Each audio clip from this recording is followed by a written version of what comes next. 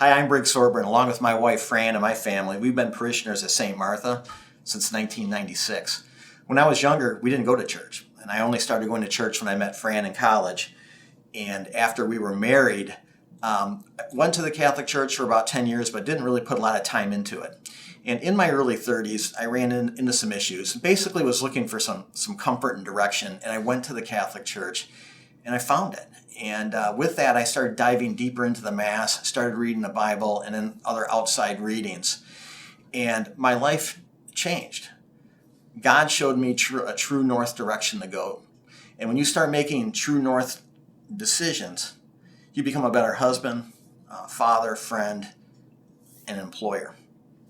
In 2007, I became president of Two Men in a Truck.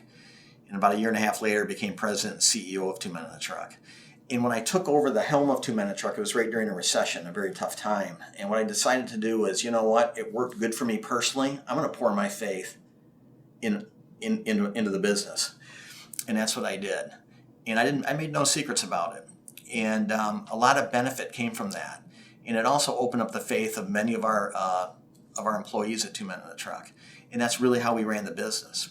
And this business has more than doubled twice since the recession.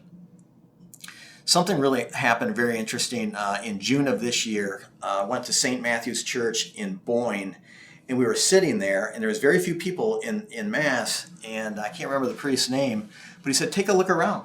He goes, "Why is it so empty in here?" He goes, "A lot of it has to do with the coronavirus." He goes, "We have a lot of parishioners that have compromised health that they can't be here." He goes, "I totally understand that. I understand that." He said, "But we also have parishioners here that told me they're not coming because they have to wear a mask. Parishioners that are not coming because the Mass was changed. There was no singing and communion was given differently, so they're not coming." He looked at us all and he said, do you believe that the Eucharist is the body of Christ?" And we all just nodded. And he said, "Do you believe it?" And we said, "Yes, we do." And he goes, "Because if you really believe that the Eucharist is the body of Christ, you would rip the doors off of this church to get it." And he goes, "You know what's interesting?" He goes, "The coronavirus is a bad thing, but one good thing came from it. It gets people off the fence if you're a believer."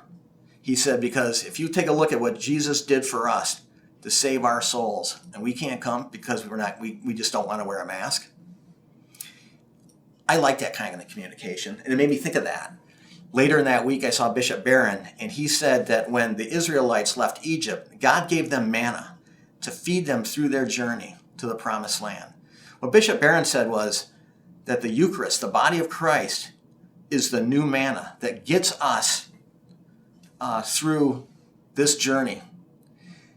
And I started thinking about it, and I said, is taking the Eucharist once a week, is that enough?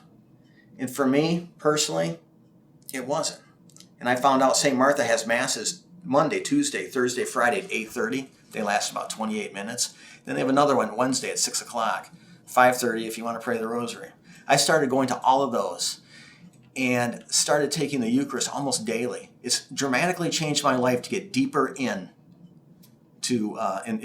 my faith in all aspects of my life. I know that my leadership with Two Men in a Truck, like all leadership, will come to an end. But I know that God is going to have something else planned for me, and I want to be ready for it. And the best way to find it is to chase Christ. And I'm doing that through the daily Masses. It's changed my life. Thank you.